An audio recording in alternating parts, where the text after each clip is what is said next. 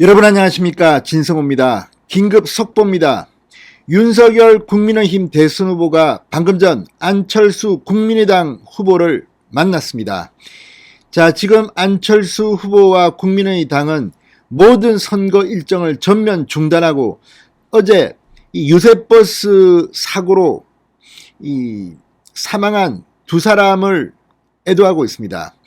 방금 전 윤석열 후보가 당국대병원 장례식장을 방문했습니다. 그리고 두 사람이 약 25분간 독대를 한 것으로 알려졌습니다.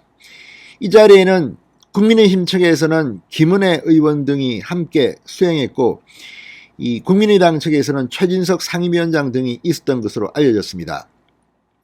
자, 이 두 사람의 만남이 관심을 모으는 이유는 바로 야권 단일화 때문입니다. 일단 두 사람이 밀폐된 공간은 아니라고 합니다.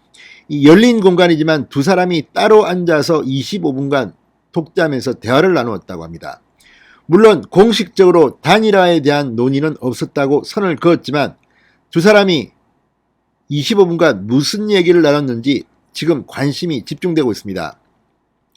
무엇보다 국민의당은 지금 이 숨진 두 분의 이 조문 이걸 갖다가 지금 하면서 발임이 끝날 때까지는 아마도 선거운동을 하지 않을 것으로 보입니다. 게다가 18대 계약했다는 안철수 후보의 유세버스는 이제 사용하지 못할 것 같습니다.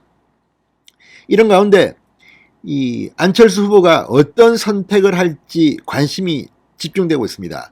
아마 주말까지는 안철수 후보의 공식적인 입장 표명은 없을 것 같습니다.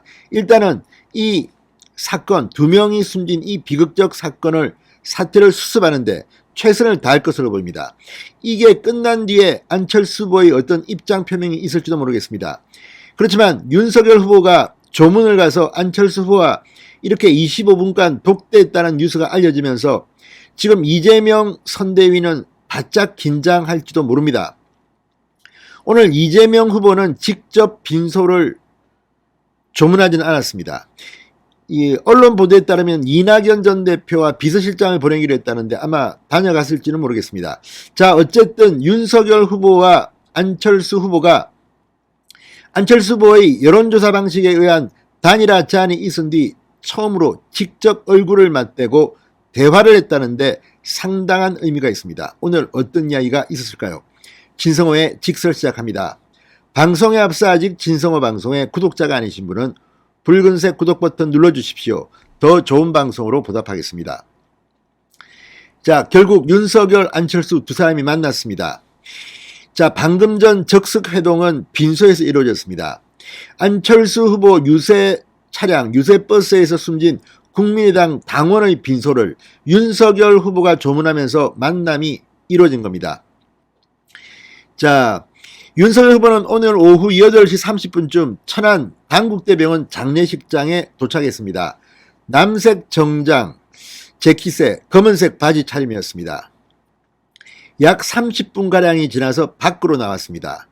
윤석열 후보는 빈소에서 나와 기자들에게 함께 경쟁하고 있는 국민의당 안철수 후보님께 안타깝고 불행한 일에 대해 인간적인 면에서 함께 이야기를 나누고 제가 힘은 못 대드리더라도 마음의 위로라도 드렸다고 말했습니다.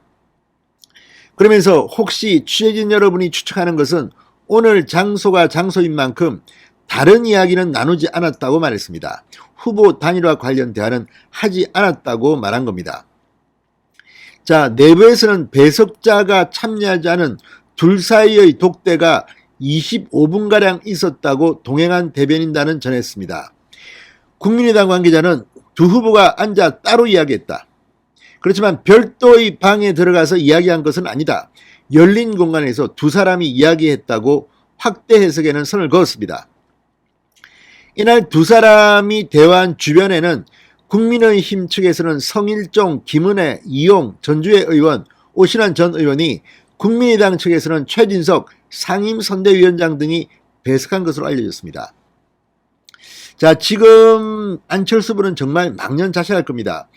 사실 이런 사고가 난 것은 그동안 유세차로서는 이 트럭을 개조한 그런 일반적인 유세차가 아니라 버스, 관광버스 같은 것을 갖다가 변조해서 거기다가 LED 전광판을 달고 했던 이런 유세버스를 처음으로 가동하면서 생긴 그런 사고로 지금 추정되고 있습니다.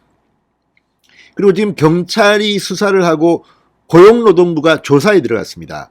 이 문제는 그렇게 간단해 보이지는 않습니다.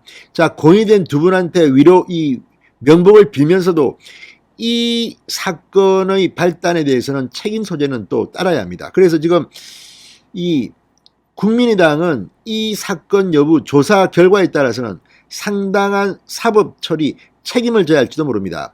두 사람이 숨진 사건입니다. 특히 이 국회가 통과시킨 이 재해법에 따라서 이 부분은 상당히 안철수 후보 본인이 책임져야 할지도 모르는 그런 상황이 왔습니다. 그래서 지금 이 상황이 상당히 어려울 겁니다. 안철수 후보도 힘을 내시고 이 사안부터 빨리 수습해야 됩니다. 무엇보다도 지금 이 유세버스에 뭐 안전수칙을 교육하지 않았다는 그런 정언이 나오고 있고, 또 이렇게 개조를 했는데 이게 불법 개조라는 그런 보도들이 잇따라 나오고 있습니다. 이 문제는 그리 간단해 보이지는 않습니다. 사람 2명이 사망한 사건이기 때문입니다. 자, 어쨌든 이 문제 오늘 윤석열 후보가 위로를 했고 안철수 후보와 25분간 대화를 했습니다.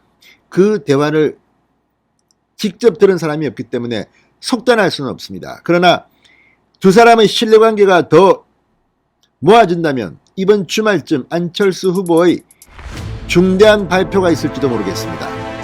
이재명 후보 측은 지금 상당히 긴장하고 있는 것으로 보입니다. 신성호의 직설이었습니다. 여러분 감사합니다.